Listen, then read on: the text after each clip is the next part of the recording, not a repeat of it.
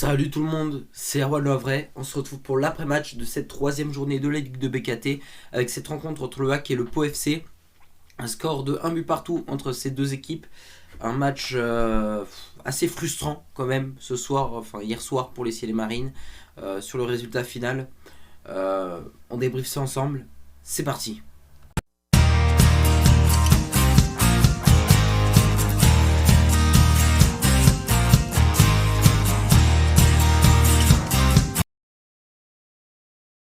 Et c'est parti donc pour le bref de la rencontre, avec cette rencontre qui a débuté hier soir à 19h au stade de Seine-du-Havre. Il faudra attendre la 21e minute de jeu pour avoir le premier but. Il s'agit de Yacine Keshta qui jouait hier sa première rencontre en tant que titulaire et qui marque donc son premier but aussi en professionnel. J'espère qu'il en marquera plein d'autres, même si c'est pas son poste habituel. Il était bien placé, il a bien tapé et ça a bien fait but pour le HAC. À la mi-temps, le HAC mène 1-0, de retour des vestiaires. On a la sensation que le HAC domine totalement les 45 premières minutes. Et donc, on se dit, logiquement, le HAC devrait faire le break en seconde mi-temps. On l'a attendu pendant un bon bout de temps ce break, on l'attend et il ne viendra au final jamais. Car à la 82e minute de jeu, c'est les Palois qui égalisent grâce à Bosnar. Donc voilà, une seule attaque je dirais en seconde mi-temps pour Pau, ou l'une des seules d'ailleurs. C'est la bonne, on se prend le but, un but partout, et ce sera même le score à la fin du match entre ces deux équipes. Et c'est parti donc pour notre 100% hack. Il y a plein de choses à dire aujourd'hui dans notre 100% hack parce que il se passe plein de choses tout simplement. Déjà, première chose, 3 matchs, 2 points, 2 matchs nuls, une défaite, c'est mauvais. Voilà. Le résultat est mauvais. On va pas se cacher. Voilà. Mais il y a une raison qui explique cela et qui pour moi fait que je ne suis pas inquiet aujourd'hui. Nouvel entraîneur, donc nouvelle façon de jouer, et surtout quand même pas mal de nouveaux joueurs.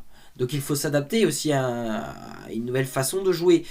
Comme on peut le voir, on est monté en puissance. On est monté en puissance. Contre Grenoble, c'était pas bon. Contre Valenciennes, on a vu du mieux, surtout sur la seconde mi-temps. Et pour moi, sur le match de hier soir contre Pau, on a fait un excellent match. Dans le contenu, c'était un excellent match. J'ai pris du plaisir à regarder le match. Je me suis pas fait chier contre Pau. J'ai vu un match avec des combattants sur le terrain, des joueurs qui avaient envie d'y aller. C'était pas parfait. On avait quelques erreurs, mais on y allait. On allait récupérer le ballon. On tentait des choses. Et franchement, j'ai kiffé.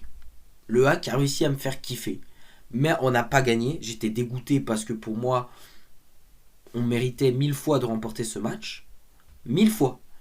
Il y a une chose qui n'a pas été faite, et ça a été dit et redit notamment par Lukas Elsner, mais voilà, on n'a pas fait le break. On n'a pas réussi à faire le break. On aurait fait le break, on gagnait le match. On gagnait le match. Le problème étant que, comme j'ai dit, ça a super bien joué dans l'ensemble. Il y avait des passes, c'était rapide. C'était pas du jeu à la Paul Le Guen. C'était une équipe de football qui avait envie de gagner. C'est vrai qu'en seconde mi-temps, on a eu moins d'occasions, qu'on a peut-être moins bien joué, qu'on était peut-être plus brouillon qu'en première. On a fait des choses intéressantes. Et notamment en première, parce qu'on avait franchement un milieu de terrain qui marchait plutôt bien. J'ai kiffé Abdoulaba, j'ai kiffé Yacine Keshta, honnêtement. Excellents jeunes joueurs. Ils ont été performants hier soir. Ensuite, pour moi, dans l'ensemble, la plupart des joueurs sont irréprochables sur ce match-là. Et c'est pour ça que j'ai trouvé ça dégueulasse qu'on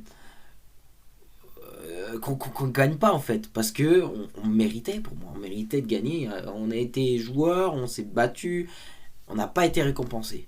La récompense, il va falloir aller la chercher à Saint-Étienne la semaine prochaine. Parce que je pense que si on fait un match comme ça chaque week-end, on peut réussir à faire des choses intéressantes. Mais il va falloir être beaucoup plus complet sur un temps de 90 minutes et moins gâcher des occasions. Et peut-être des fois oser tenter des choses. Des fois on est peut-être un peu trop timide. Pour moi il y a deux choses qui m'ont pas plu sur ce match. Notre gardien, Arthur Desma. Excusez-moi, Mathieu Gorgelin, j'ai confondu. Arthur Desma. Personnellement, je ne l'ai pas vu décisif. Non seulement sur le but qu'il a encaissé, mais sur d'autres occasions. Où c'était limite. En première mi-temps, il me semble dans les derniers instants, on se prend une occasion. Il l'arrête, mais je crois que ça touche la main comme ça monte, ça tape la barre. J'ai pas trouvé Arthur Desma pour le moment très convaincant et il m'inquiète plutôt pour le moment. Alors j'espère pour lui qu'il va monter en puissance.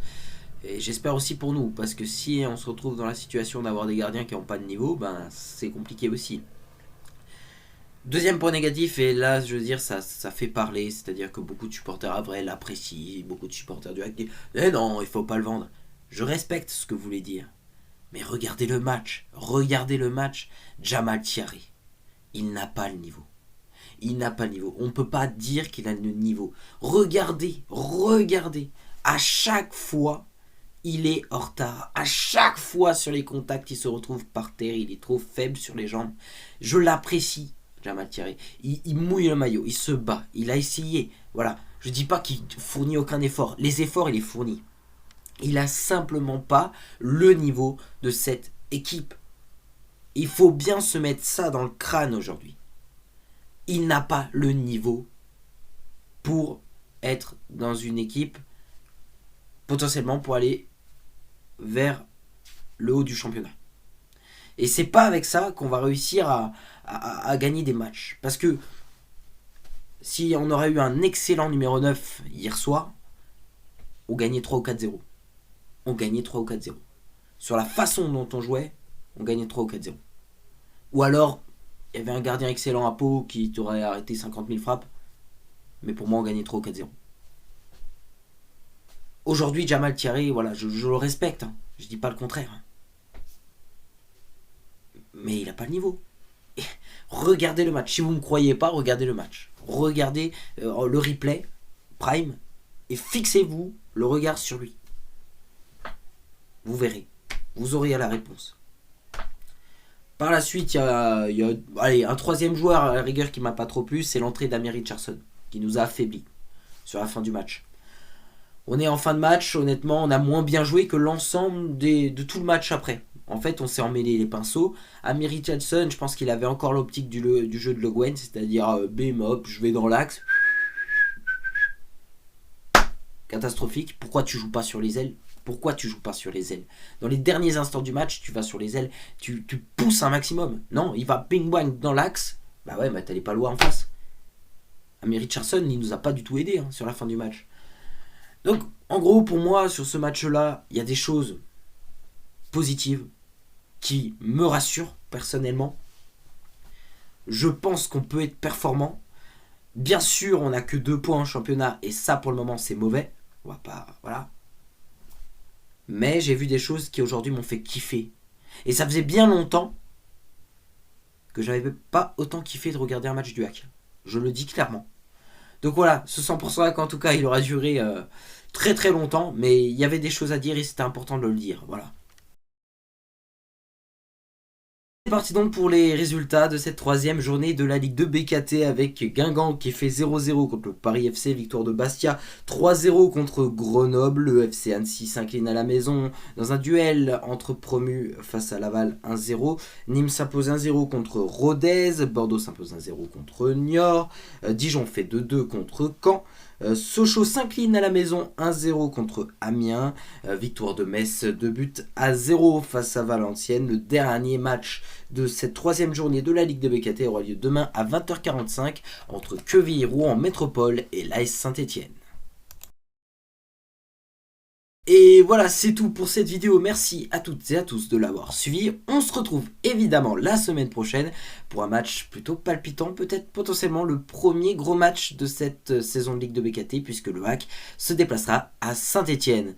Alors, bisous les amis, bonne semaine à toutes et à tous.